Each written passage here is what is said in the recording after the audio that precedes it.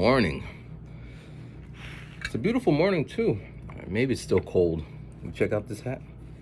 I stole it from I don't know if I stole it, because it might have came out of my first pay, and they didn't say I had to return it.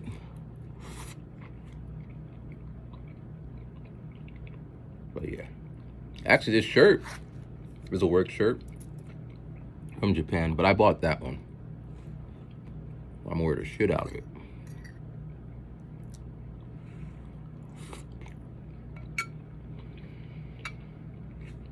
The end of the year is almost here, man. Isn't that crazy?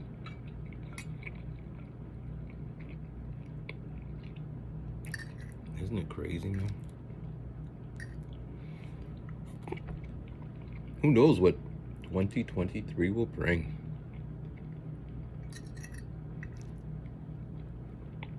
Maybe it'll be better. Maybe it'll be worse. Or maybe it's plus minus. There'll be some great things that happen, and there'll be some not so great things that happen. Cosmic balance. The other day, someone posted a comment on my page. They said, there's sadness in your eyes. I was thinking about it. I know I'm not really going to have a conversation. People just write what they write for the reasons they write. But I did respond. I said, do you know what melancholy means? Because that was the video prior to this video, or that video. But they didn't respond. Maybe they didn't see the other video. You know, people don't watch every video in order, in entirety, every time.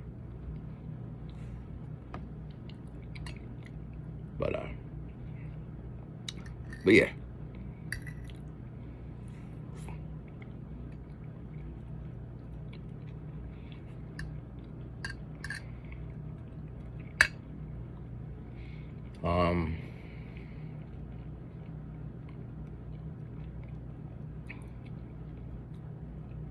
So I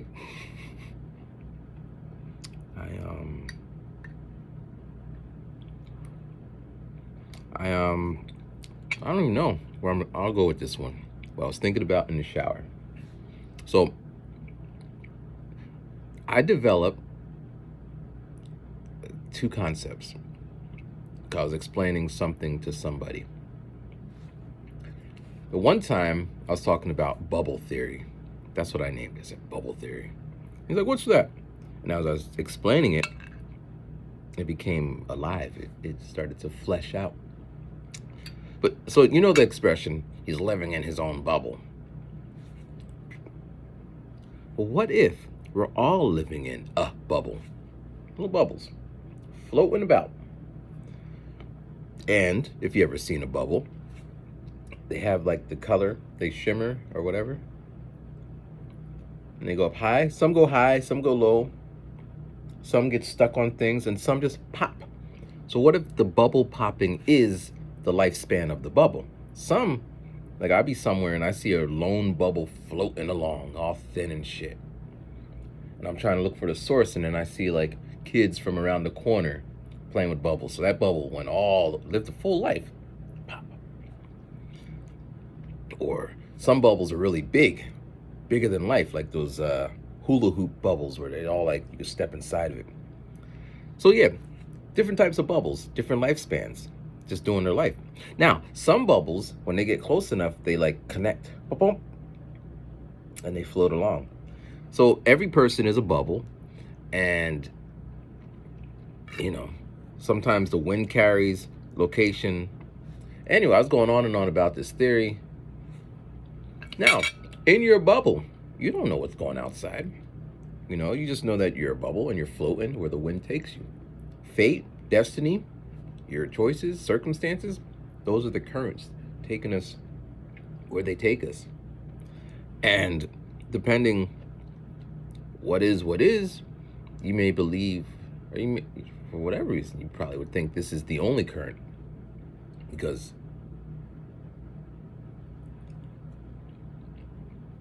So I was talking about that theory with this guy. I used to work with him. He was a manager, and he was like a slave driver. No one liked him. But he never said nothing to me except, oh, you make a YouTube channel. I'm like, yeah. Years later, he's like, yeah. I know who you are. Blah, blah, blah. But people didn't like him because he was very to the point. Like, we got to increase productivity. You're breathing 4 minutes per second. You need to cut that. Like, he would talk like that. And people didn't like that. They just want to play. But we were talking. He was trying to hire me. Oh, actually, no. Like, he had a cult-like vibe. He was trying to recruit me or something. Well, people try to recruit me because I have this, I don't know what I'm doing with my life, and there's a sadness in my, like, they just assume that I'm an easy mark. So they start, you ever think about insert concept religion thing? Like, no, I never did. And I'll ask questions. So, like, aha, we got a new recruit. And then, like, no, I'm not interested. That makes no sense. How is it possible? And I start, like, poking holes in it. Boop, boop, boop, boop, boop, and they just, like, brr. This happened a lot. I guess maybe 8 times this happened. But anyway, I met the guy. It was right when Black Panther 1 came out. And the guy, he's just like, yeah, I'm a big fan of your YouTube channel. But I don't think I've ever seen it. But he's like, I'm a big fan, blah, blah, blah. And then I said something like, you know, it's crazy that people are watching Black Panther 1. This is at that time. It's crazy people are watching this more than once. Because although it's a black cast this and a black cast that, the money is not going to all black people. It's not like a charity or a college fund or whatever. It's a business. So people, and I'm going in on it, and he's like, at the end, he's like, I went to go see it 3 times. I'm like, idiot. But it's a good movie, you like it. But it's interesting because as time has told or showed, Black Panther 2 has been getting quite the opposite. People are just like, I mean, that might be the thing now, because anything that comes up to someone who's always poking holes on it, like, that's the thing. Like, I follow this guy who makes reviews on other content makers. Yeah, no one is safe. But like, it's just, his whole logic was just weird to me. But they believed in it, and I was just that odd guy who, I like what you guys are doing, but that makes no sense. And then I hit him with a super, well, if that's the case, then prove it. And I can't prove it, then you have no case to me. And we never talked after that. But yeah, that guy.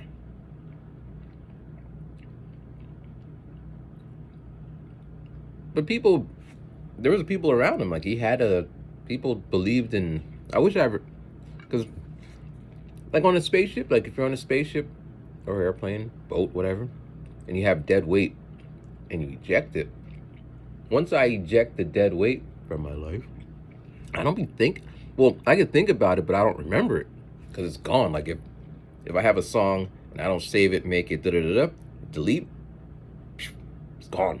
Frees up space to make a new song. But anyway, so I was talking about my bubble theory with that guy. And in Japan, the trains stop at a certain time. And we were talking so long that by the time I left, and I tried to run to the station when I got there, the trains were gone. And I had to take a taxi to my house. I live like an hour away. Pay like $70. Yeah. Good times. There's another theory that I had with someone. I didn't invent this theory. I don't invent anything. But I take what I read and what I listen and what I'm thinking and and if I'm talking to someone, it kind of just comes. Because I find myself trying to explain things and I get lost trying to explain it because they're just like, I don't get it. So I come up with these colorful analogies. But here's the second one. It's perspective. We all, actually, I think I got this perspective from a book. I forget the book and I forget the. Actually, someone told me this. I met him at a Thanksgiving party, and every year we would meet at the same Thanksgiving party. We talk for like an hour or two, not even looking at what the other people are talking about. Just, and every year I would say, hey, we should hang out sometimes outside of this Thanksgiving party because, you know, I want to socialize and whatever. And if I'm locked in a conversation, I'm going to talk to you all night. It's like, yeah, we should. And every year I would hit him up. And, hey, and he's like, hey. But this year I was just like, gotta meet up, man. So we meet up at a Starbucks. And he put me on to, I want to say zeitgeist. Zeitgeist. I can't remember. But basically, and you might have heard me say this in other ways, but where you're born into this world, boom, 2022 December 19th, I think. I don't know. No, it's after Christmas, 28th. Boom. That's where you just popped into existence. Certain things are as they are, and you just kind of know you're not going to be a slave in most countries, but you could end up in a country where slaves still exist, or your rights are so restricted that it's slave-like, or your well-being. Like I was watching, well, my dad was watching like the Maury show, and one lady, which I would say this is within the past 10 years, she's like, yeah, what happened to my baby? And it's not even funny. Like someone kicked the baby to death. Like the baby just popped into existence and then was wiped out, and the circumstances are so vague. Like, well, I didn't do it, and I stepped out for a minute, and I don't. Like this has happened. Like I said, 10, and this is on TV now. Like, so we don't choose where we pop in existence. We just pop in where we pop in. You know. So it's a blessing that, you know, maybe some people pop into a mountain, like their existence, mountain. But yeah, so I forget the word he was saying. But anyway, so based on that concept and some other books I was reading, check this out, right? So let's say right now, perspective. I'm making this video as I do, right? And then all of a sudden, it just goes black. Boom, boom. And you hear a loud noise. It's black. And, you know, you're just like, hey, maybe... Well, you don't know what's going on, but you just assume, well, maybe that's Matt being Matt.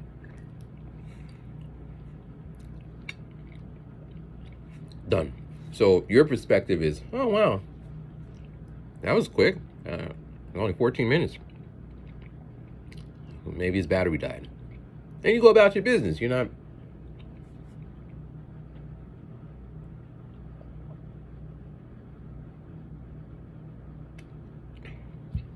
You're not going to think any more about it. Or maybe you will. But, you know, life will go on. So on your end, your perspective is most likely the battery died. Whatever. Now, I wake up and it's all dark. I feel pain. And I'm thinking, what the hell happened? Maybe explosion, gas, maybe a bomb. All I know is I'm in pain and I'm all like, and I'm like, Dad. Trying to get to my dad and see if my phone still works. So in my mind, I'm thinking, you know, bomb, We don't have earthquakes here, but something catastrophic happened because my body's in pain. I can't move. So I'm thinking probably bomb, some explosion. My dad, who would be up that way, maybe he wouldn't have got hit directly. So he's just like, what was that? So he's making his way down. He's thinking maybe I dropped dropped something or threw something or like broke the window or something. So he's making his way down the steps slowly. Person across the street, they hear a bang, boom. They look out the window, they see smoke. They're like, I wonder what that is. What's their problem? I don't know. Maybe he cares. It was a loud noise. Maybe they come outside to see what's going on. And stand out there trying to. So what they see is a house with some smoke coming from the middle. So now you might say, couldn't have been. Doesn't sound like an explosion. Maybe something fell. Then the person not across but diagonally, little kid was in the window. He saw a helicopter flying, and it had a kind of, not a salt shaker, but a refrigerator. A helicopter flying with a refrigerator, and it like fell right in the middle of the house. So the kid sees this. He's like, oh my gosh, they dropped the refrigerator on their house. He's seen this with his own eyes. He goes downstairs and says, Dad or Mom, they just dropped a helicopter dropped the refrigerator on the house. But it's so unbelievable. Like, stop making up stories. They don't believe him. Like, but it's true. But they convince him you're just dreaming. So he lets it go. They're diagonal, so they don't see anything. They didn't hear anything. They had headphones on, whatever. Helicopter is carrying medical supplies in a refrigerator for whatever reason. And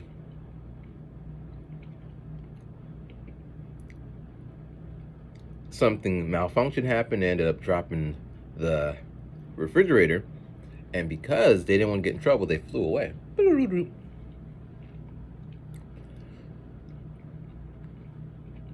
Now it's news. It's on the news channel. Helicopter drops refrigerator.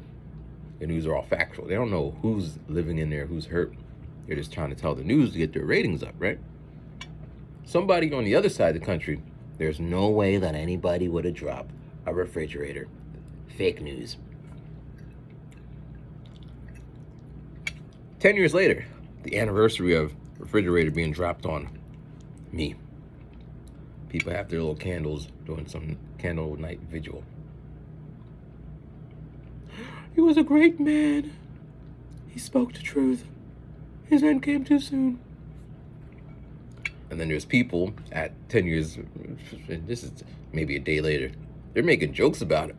Yeah, honey, I was hungry and she dropped the refrigerator on me. I thought they usually drop pianos. So, point is, depending where you are when all this happened, your perspective would have changed. There's the physical pain of having a refrigerator dropped on you. There's the noise that would have been. And my point I was making, and getting really excited about it, everyone in this story, this simulation, was correct in what they felt, and what they seen, what they believed, using the information they had. It won't be until a while after the fact that everything is pieced together. At 5:47, refrigerator dropped. These two people were driving it, flying it. Little boy, he ended up going through a lot of trauma because his parents said he makes stuff up, but he's seen it, and he's just, person across the street was interviewed. Then you get the whole picture. But in life, do we ever get the whole picture? There's some people who just ain't speak, like the Kennedy murders, Tupac's murder. In Pennsylvania, I don't know, I think it's Pennsylvania. Some little boy was murdered brutally and stuffed in a box. And they just found out who the boy was after 70 years or something. And they're trying to figure it out. But someone knows. Obviously, someone did it, so they know, and the people around them might have heard. But we usually don't get the full picture. Because, all the people I mentioned in my little story, they all seen what happened, but for the most part, I'm underneath the refrigerator. I'm kind of...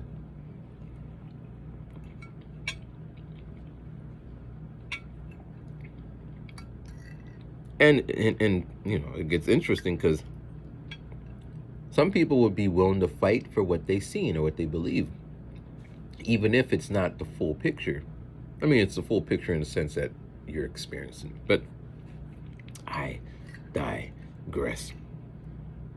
But yeah, that was my my two theories. I got a bunch of them, but those two came to me when I was in the shower. That's what you think about in the shower? What do you think about in the shower? Well, don't tell me. Actually, go ahead, tell me. Put it in the comments. This is what you think about in the shower. When I was younger, our shower was broken. So every time I take a shower, it would leak into the kitchen. So every time I took a shower, like, oh, please don't leak. Because it didn't leak every day, but sometimes it would. But we got that fixed, so now I take my thing. In Japan, I would take long-ass showers. Like if I was cold, take a shower. If I went to the bathroom, take a shower. If I was bored, I didn't take a shower when I was bored, but I like taking showers.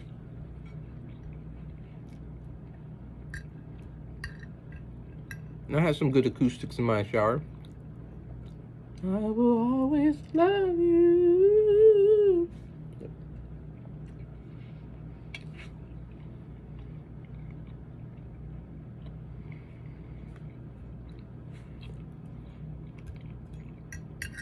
But yeah, man, it's a short one. Only at 22, but oh, it was gonna be a short one. I saw this. I was digging around in some drawers,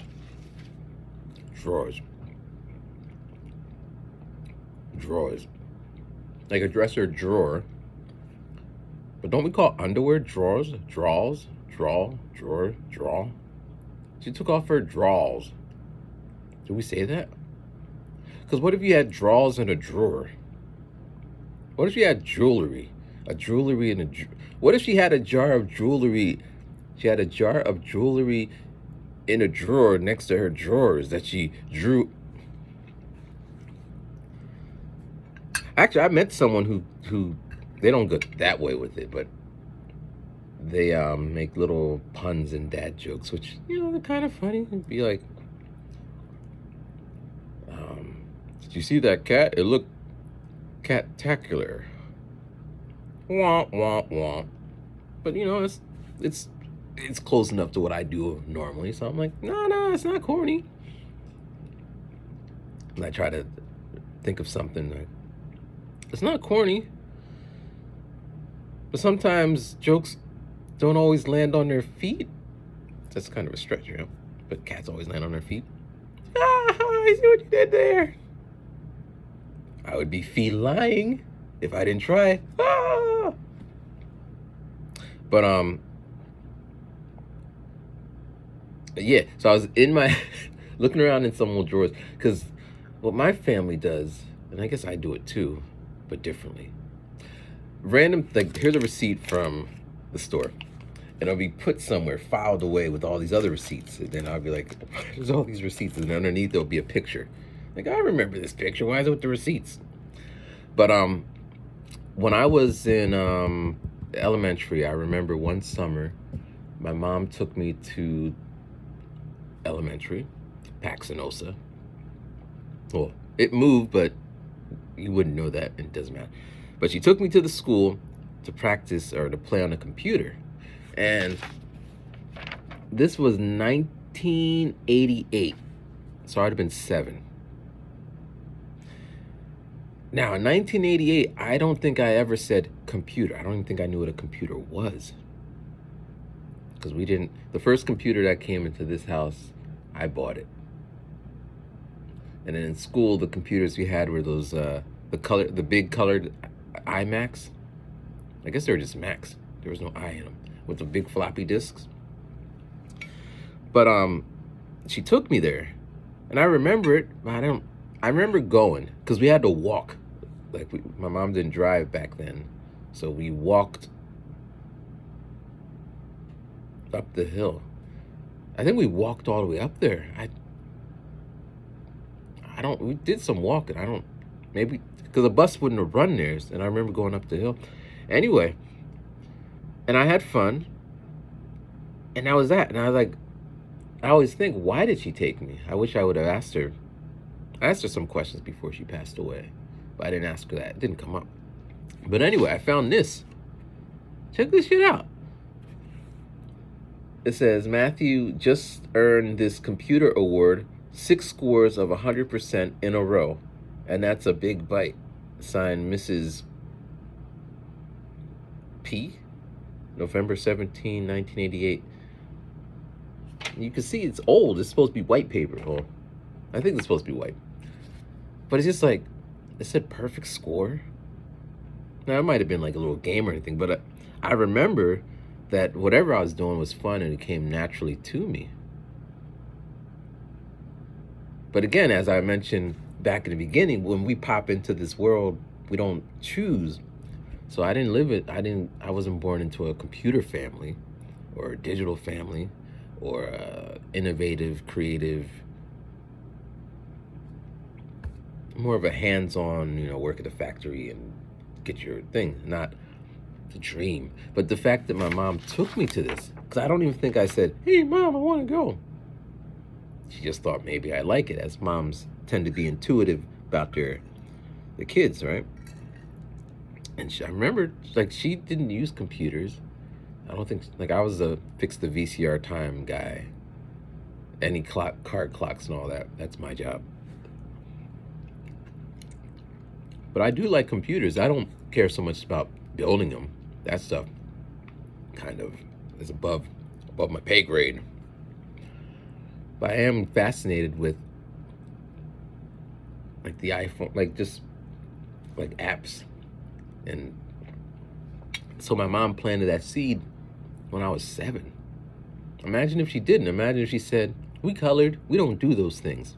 Because some people do that. Like, or she said, that's not what, like, anyway, could have just, or I could have been like, I don't want to, because where I went to school, there wasn't many kids of color.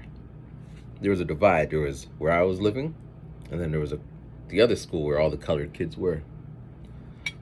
And, every year my mom would be like, so how many colored kids in your class? Well, she didn't say colored. She said black.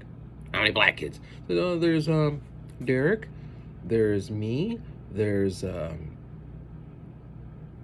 Tom, and Ashley. There's 4 this year. Eventually it would be like when we got to high school, but that was how it's always been. But I guess it's like prepared me for when I would end up living in Japan.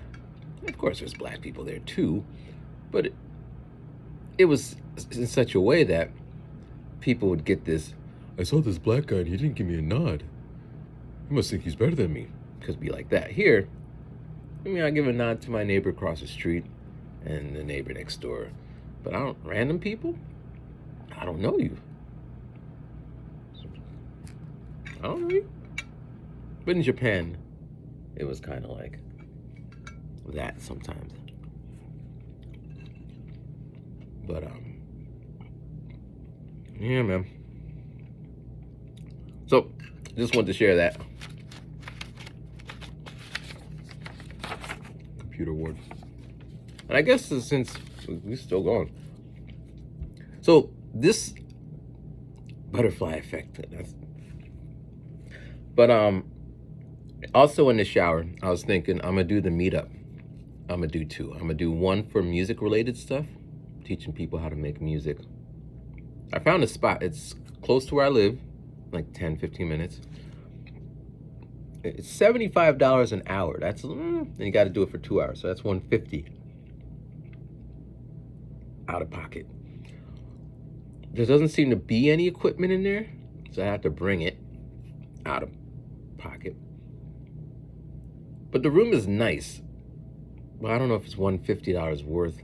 And you only can have up to 8 people. So if 8 people pay $25, I'll cover the cost, but there's no room for if half the people don't show up. So I'm gonna have to figure out a good pricing strategy, make waiting lists and stuff. But yeah, and then the other one's gonna be a book club or something, or an escape room club. I was thinking of that one too. So then just have random people, because I gotta do something, man. Gotta meet people. And anyway, well, I don't know. I'm still fleshing this out. After this, I'm gonna check to see, because back in the day, it was free to make a meetup, and if you had X amount of people join you, then there was a cap, and if you wanted more, you had to pay. Now it seems like you gotta pay, which I you know, yeah, they gotta get their money too. Let's see if it's a reasonable price. But yeah, maybe I could do a musical escape room. That'd be cool. Like you have to play, or maybe I could find one where you be in a room, and to open this door, you have to do a C chord, but you don't have anything except a little tuner, and it has to be voices. So it's like, all right, ready? Do, re, mi, fa, sol. Do, re, mi, do, mi, sol. Do, mi, sol. Do, mi. But everyone's, na, na, na. And then the door's like, and the next one, you got to play this melody. Do do do do do do do do. Like there's some background music playing, and and you got to get on the keyboard. Do do do do do do. And then the next room, that'd be so cool, man. A little music one, or another one would be like there's this, and you got to make a freestyle off that beat, like. Oh man, so that could be the thing, going around to different places to try out different rooms. Maybe there'll be people who would be interested. Plus, everyone pays their own. It'd be much cheaper than the other one. Everyone has to pay their own way to get in there. I would just have to set it up. Yeah, man. Yeah, man. But yeah, so we're gonna end it right here. But be safe, be cool. Let me know what you think about when you're in the shower. And yeah.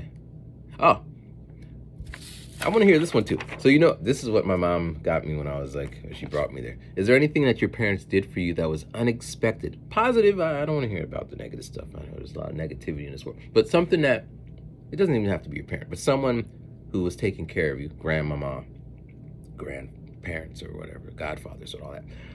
They did something for you that has impacted, or maybe you don't know if it impacted you, but it was something that you weren't expecting, and it was just a nice gesture. I would love to hear about those things. All right, peace.